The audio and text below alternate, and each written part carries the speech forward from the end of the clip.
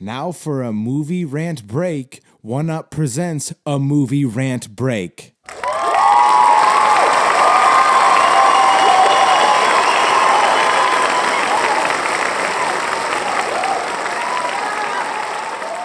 What's up, everybody? Welcome to the movie rant break. Today, I'm rocking solo, and I'm going to be reviewing Beetlejuice and Beetlejuice Beetlejuice. Shit, I said it 3 times. Where he at? So just gonna get right into it. And also a heads up, I wasn't particularly a huge Beetlejuice fan. Big Tim Burton fan. I think he's a great director most of the time. And yeah, I like the original. Hadn't seen it in so long. Rewatched it because the new one just got released a week or so ago. Just went and saw our Beetlejuice last night. And so here we are. But anyways, let's get into this. We got the original. I'm going to start with the first one and then review the second one and kind of talk with the parallels and differences and what have you. So Beetlejuice was directed by Tim Burton, screenplay by Michael McDowell and Warren Scarron, story by Michael McDowell and Larry Wilson, produced by Michael Bender, Larry Wilson, Richard Hashimoto.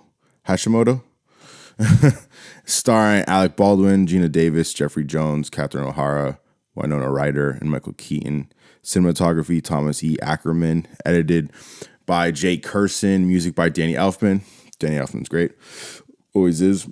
It's a Warner Brothers film. It was released back March 30th, 1988. So we're looking at what? 36 years ago, right? Is that math right? Yeah, 36. Runtime of 92 minutes, budget of $15 million, and box office $84.5 million. So it did pretty well, naturally. And it also won an Academy Award for Best Makeup, in case anyone gives a fuck. Brief breakdown for anyone that doesn't know. A couple dies and ends up having to live in their house as ghosts while other people move in, and they try to haunt them to get them to move out so they can live in peace as ghosts in their house. Now, it was filmed in Vermont for any New England motherfuckers out there, but the film setting is in Connecticut, but they filmed it in Vermont. One thing about this film that I like in some of Tim Burton's old films, I love the practical effects. The makeup, I can see why it won an award and got recognition because it was very cool. And the stop motion shit, I really like stop motion. And I think what made this film cool watching the original was the fact that stop motion, it was real shit. Even though if there were some sort of things that were created from scale, they're still technically like a real thing. It's not drawn and computer animated. So I like the practicalness of the stop motion with the sandworm and also just the makeup, and it just made it feel more real, especially when they're going to the waiting room. The waiting room sequence is great. Obviously, I think that's pretty famously known and appreciated with all the makeup and practical effects within that waiting room. And I'd have to say my favorite guy in the waiting room is the guy smoking Marlboros that's completely torched from some accident involving a fire of some sort. But I just like the practicalness of Beetlejuice. And some of those 80s and 90s films that just use practical effects and stop motion rather than depending on computer animated stuff.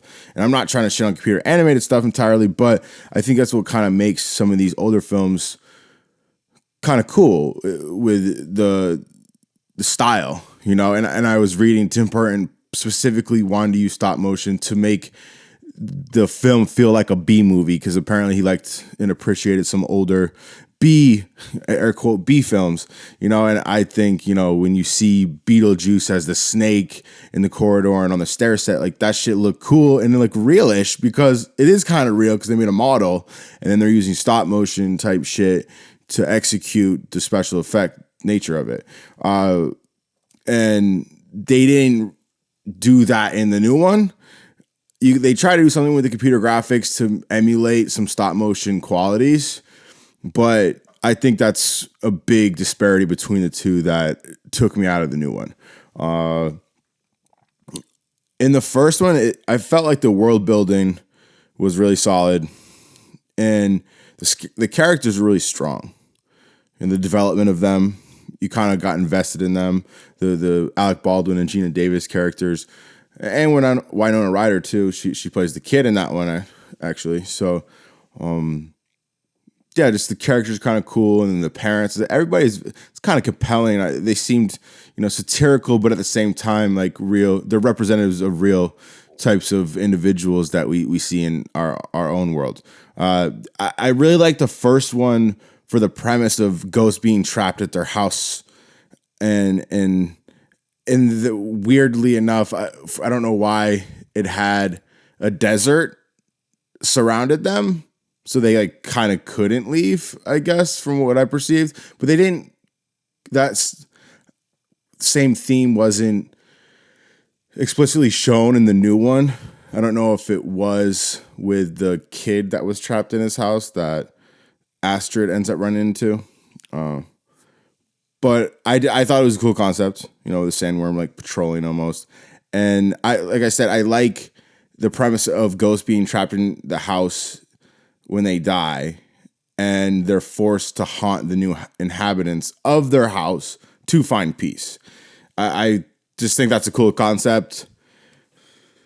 Favorite part in the Beetlejuice, the original, I would say one of my favorite parts is when Beetlejuice kicks over the model village, or in the model village, he kicks over the tree. He's like, "Nice fucking model," and he grabs his crotch and it honks. Totally caught me off guard, and I just thought it was really funny. And Michael Keaton is just great in this film, and he's always stealing cooter shots and looking at her dresses, which I thought was epic.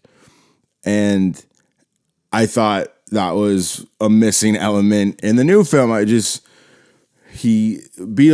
just seemed to have lost his edge a little bit.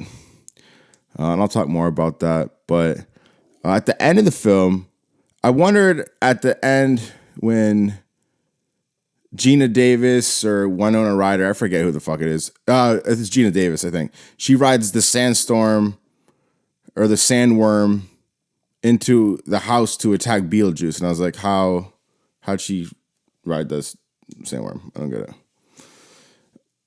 Overall, funny movie, super original, and I think it's a certified classic and a fresh original.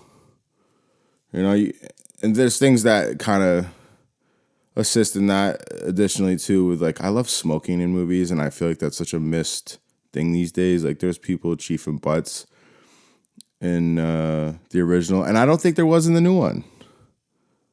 I feel like smoking adds a certain realness. I mean, I'm smoking right now. Like, people smoke, and when there's no smoking in a movie that's taking place across days, and like I said, I don't even think people in the waiting room of hell or whatever the fuck that is were like chiefing butts. I'm just like, what are we doing? Come on. So for like a brief breakdown of Beetlejuice 2, the father ends up dying, right? And the family goes back to Connecticut to bury him, where things take place in the first film. And Lydia has a daughter now, Astrid. And I'll go through. There's a part of this one. It's directed by Tim Burton, screenplay by Alfred Goh and Miles Millar, story by Alfred Goh and Miles Millar and Seth Grahame-Smith, produced by Mark Toberoff, Dee Dee Gardner, Jeremy Kleiner, and Tommy Harper and Tim Burton, starring Michael Keaton, Winona Ryder, Catherine O'Hara, Justin Theroux, Monica Bellucci, Jenna Ortega, and Willem Dafoe. Cinematography, Harrison Barlakis. Edited by Jay Pritchardini. Music by Danny Elfman. Also a Warner Brothers film, released September 6th, 2024, with a runtime of 104 minutes. Budget, $100 million. Box office currently after 2 weeks. 2 weeks, it's at $277 million. So they're doing all right. So like I said, characters are back to Connecticut, and they did not have Jeffrey Jones return. I'm assuming because now he's a registered sex offender and they like killed him off. I thought it was ironic, you know. They kill him off the whole movie. He's dead and whatever. But I wonder how people's relationships are with that guy now. He always seemed kind of weird to me. He's a dude from, if people don't know, like the principal from Ferris Bueller, and he was the crazy dad in Beetlejuice, and he's just always had a presence on screen as just kind of a high-strung weirdo old guy, and rightfully so. He's a fucking sex offender. So, so he was not back in the film. With Beetlejuice 2, I thought the movie started strong, and it was, although slow paced film, which I didn't hate because I liked how you could tell time had passed with the characters. Like there was good development early on, I felt, even with new characters, but from the old characters, you could tell time had passed. Like the mother, she had continued on pursuing her art and creative career, if you will, and it still is just as ridiculous as it was before. And Lydia had her own ghost talk show, which made sense. And I just there you could tell time had passed, and I thought they presented that well. And Willem Dafoe was kind of an interesting addition. As a side note, I was surprised when I saw him in the opening credits. I didn't realize he was in the movie, but in his role, it was fine.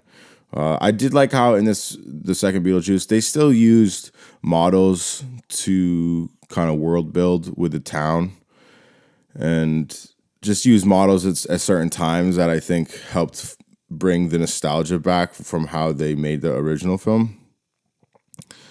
The biggest thing with this film is two things to me. One, the writing was not good as far as some of the other characters that they added in the movie that just were added for what seemed to be no apparent reason. And I just thought the second reason being like Beetlejuice seemed to lose his edge a little bit. Two main things that I think held this film back. Now, like Lydia's father, right? Winona Ryder's character, or no, Jenna Ortega's character. Her father apparently died in the Amazon, and he just was like kind of thrown in there at points, and like I just didn't care. It was whatever. And then there was this chick that was out to kill Beetlejuice, and she like stapled herself together and just like came out of boxes, and she's apparently the soul sucker, which is a new term, which I didn't hate the term. It was kind of like some bitch that can kill somebody even in the afterlife and send them to the abyss. So there was stakes into try to avoid her, but it just didn't. Like she shows up at that, like the beginning, she has like her little intro scene. Like she's got parts of her body that are all boxed up that like walk themselves together, or you know, and then she staples herself all the separate pieces together to form her whole self again. And it was like, okay. And then she's like trying to go kill Beetlejuice because she's pissed and disgruntled about something. We don't actually ever realize why. It was just apparently some side piece from Beetlejuice at some point. Just like I said, I didn't hate that, like, they didn't dive too much in that, but then I thought something more was going to happen with her, and then she just, like, kind of shows up at the end and then just, like, gets murked, and you're like, okay, like, that character had no purpose in the same sense of trying to have Astrid's father have some relevance, like, in the story, like, because when he showed, it just didn't. Some of the things that they were trying to make you care about, you just didn't care about, and I think it just ended up being lackluster. You know, like for me, I think there would have been a cooler story if they address Alec Baldwin and Gina Davis like they do in the movie briefly, but they don't appear in the movie. And I felt like that was a missed opportunity of some sort because I thought they kind of brought a lot of charm to the original with the rest of the cast. But a better story would have been the daughter dies, Jenna Ortega, and she gets caught up with Beetlejuice somehow. And then Winona Ryder has to call on Alec Baldwin and Gina Davis in the afterlife to help her daughter deal with Beetlejuice and all the things that he's trying. Like he's trying to marry Jenna Ortega's character instead of Lydia, Winona Ryder's character. And I just think that could have been a better dynamic and a more interesting story than Jenna Ortega's character Astrid getting caught up with like a boy from in town who was a ghost, which wasn't a terrible idea. I just thought everything surrounding it was boring. And it just was like, okay. And then, yeah, I don't like the craziest thing in the movie was the baby Beetlejuice popping out of Lydia and Astrid in a dream. It was funny and ridiculous, but I just felt like this didn't have the oomph that I hoped. Even if they did incorporate some F-bombs, there was later fucker. And then they did a second one, like a what the fuck, and bleeped it out, which was like whatever, kind of funny. I almost felt that they should have not said later bitch and then had the second F-bomb that they had bleeped out, not bleeped out, like a what the fuck. But that's me. But yeah, I just felt Beetlejuice, he kind of lost his edge, in my opinion. I don't think he still got his swagger going on. Like he's less edgy, more tame, and he just didn't do anything that mischievous, in my opinion, when I was watching it. Like, how many times did he try to look up women's dresses and get cooter shots in the first movie? Many. You know, and he just tame. Like, he seemed like a woke Beetlejuice at times, and just overall tired Michael Keaton. Like, he just didn't have a lot of energy, it seemed to me. I don't know. But yeah, they also brought the singing sequence back. You know, so they're possessed and they're singing, and there was lip syncing going on, and I just felt like, okay, we get the call back, but it was just kind of drawn out a couple of times. Like there was more than one lip syncing scene, and it wasn't that good to begin with. And I don't know. I get you have to bring it back, but I think they did like 3 times or something. I don't know. And like I said before with the special effects, I would have preferred if they stuck to stop motion to have it that same charm to the movie, especially in modern day. Because they also had a CGI scene where people were getting sucked in their phones, which I don't hate the concept of people getting sucked into their phones, but it just wasn't practical effects type shit. It was all of a sudden hard CGI, and you're just like, that's not real. And it's like, okay. I did appreciate the fact that Beetlejuice was running a call center for like exorcisms. Like, I thought that was funny and made sense. And shout out to Bob. I know everybody likes Bob. One thing that I was surprised about the Beetlejuice film was Jenna Ortega's character. I thought she was going to be a ripoff of Wednesday, but she actually had a lot of range in this movie. And I was like, oh, she's a good actress. Like, surprised me. I think that's pretty much all I had to say. I mean, I think for me, Beetlejuice is definitely a one watch. It was entertaining, but nothing to suggest to anybody unless you're a fan of the original, in my opinion. But I like the original. This one was okay. Like, if I had to watch it again, it's whatever. But the big thing, I think, it doesn't tarnish the original. It's just like not that, it's not as good. It's one of those situations. So with so many things, or studios these days are botching sequels and remakes, that, you know, this is almost a win to just not have a complete and utter piece of dog shit. So it was nice. I enjoyed watching it at the movies. It was fine. But yeah, I'm going to hit Beetlejuice, the original 1988 one, with a 7. And then I'm going to hit Beetlejuice with a 5.9, which is like it was okay. It would have been nice if it was a little more edgy, more Beetlejuice swagger, but whatever. But I hope everybody doing okay. I hope people enjoy this episode. I just wanted to get in here and let people know what I thought of it. Like I said, I wasn't a huge fan to begin with, but it was all right. And the first one, I think, is a cool movie. Definitely certified classic. Certified fresh, as some might say, over at the tomato department. But I love everybody. I appreciate y'all. I will check you next episode. Deuces.